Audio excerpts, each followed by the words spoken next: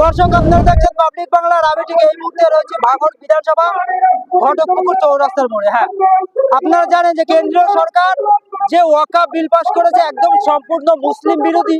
এ নিয়ে দেশ জুড়ে যারা মুসলিম সম্প্রদায়ের মানুষ তারা রীতিমধ্যে বিভিন্ন জায়গাতে আন্দোলন করছেন, কর্মসূচি করছেন এবং তারা বৃহত্তম আন্দোলনের ডাক দিচ্ছেন মুসলিম সম্প্রদায়ের মানুষ।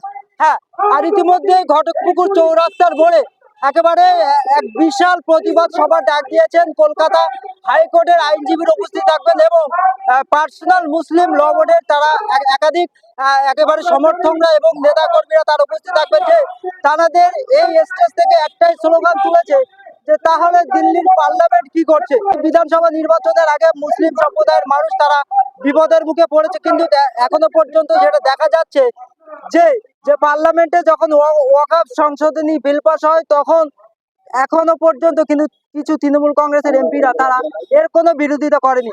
এ নিয়ে মুসলিম সম্প্রদায়ের মানুষ তারা জেগেছে, তারা রীতিমধ্যেই দেশ জুড়ে আন্দোলন করছে এবং তারা বৃহত্তম আন্দোলনের ডাক দিয়েছে। আমরা কথা বলবো সরাসরি যারা এই মিছিলে অংশগ্রহণ করেছে, আমরা সরাসরি কথা বলবো। আলহামদুলিল্লাহ, আমরা ঘটকপুকুরে কোটি কথা মুসলমান একত্রিত হয়েছি যে বেঈমান মোদী সরকার মুসলমানের উপরে যে অপমান করতে চলেছে। আমরা দিনের পর দিন এক কথায় মোদী সরকারের টার্গেট এই মুসলমানকে হিন্দুস্তান থেকে তাড়াবে। এই মোদী সরকারের ডাইরেক্ট জানিয়ে দিতে চাই তার কালো হাত গুড়িয়ে দিতে আমাদের বেশি সময় লাগবে না। যদি প্রত্যেকটা মুসলমানের একত্রিত হওয়া দরকার, আমরা প্রত্যেকটা মুসলমান একত্রিত হই। এই মোদী সরকারের কুচক্রে আমরা সকলেই লড়াই করে, আমরা সকলেই জিহাদের ডাক দিয়ে এই মোদী সরকারের কালো হাত আমরা গুড়িয়ে দিতে চাই। আমরা আজকের উপস্থিত হয়েছি এই ঘটকপুকুর চৌমাথা থেকে। আমাদের মুসলিমদের যে ওয়াকফ সম্পত্তির উপরে মোদী সরকার যে কালা কানুন আইন এনেছে, এই আইনের বিরুদ্ধে আমরা আজ একত্রিত হয়েছি।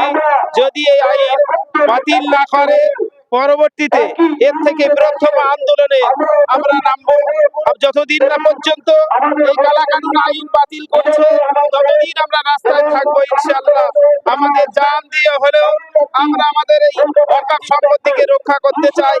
আজ তাম পৃথিবীর মুখে দেখুন আর ভারতবর্ষের দিকে দেখুন, আমাদের মোদী সরকার যে কালা কানুন আইন এনেছে, এই আইনটা মুসলমানদেরকে শুধুমাত্র পদদলিত করার জন্য, মুসলমানদেরকে লাঞ্ছিত করার জন্য, মুসলমানদের সম্পত্তি দেখে মোদী সরকারের হিংসা হচ্ছে যে আজকের মুসলমানদের এত সম্পত্তি সহ্য হচ্ছে না। সেই জন্য এই কালা কানুন আইন এনেছে যে মুসলমানদেরকে কবজায় রাখবার জন্য। আমরাও সেই বীরের জাত, সেই সাহাবী রাসূলুল্লাহ সাল্লাল্লাহু আলাইহি ওয়াসাল্লাম যিনি বলেছিলেন যে ইসলামের উপরে যখন আঘাত হানবে তখন সমস্ত মুসলমান একত্রিত হয়ে ইসলামকে বাঁচাবার জন্য যেমন পথে নেমে পড়েছিল।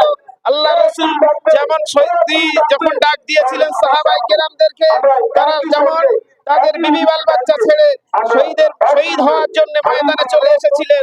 আজ আমরা আমাদের ইসলামের উপরে যে কালা কানুন আইন এনেছেন, আমাদের মুসলিমদেরকে যেভাবে শেষ করার জন্য এই অপদার্থ সরকার মোদী সরকার যে আইন এনেছে, এই আইনের বিপক্ষে আমরা এই আইনকে মানছি না, কোনো দিনের জন্য মানবো না।